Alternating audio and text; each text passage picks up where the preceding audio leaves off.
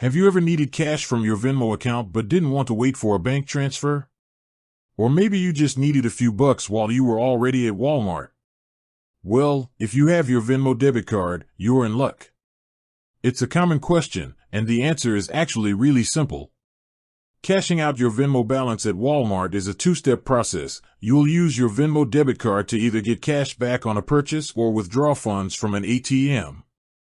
First, let's talk about the cashback option. This is great if you're already buying something. When you're at the register, whether it's the regular checkout line or the self-checkout, you'll need to select debit as your payment method.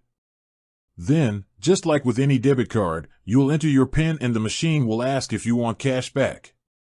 You can request up to $100 in cash back, and there's no fee for this service.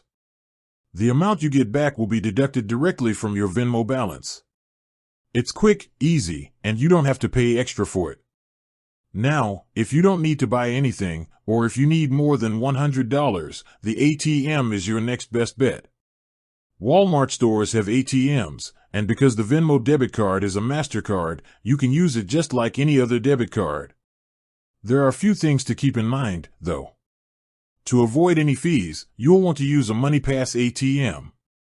You can find these by using the ATM locator in your Venmo app.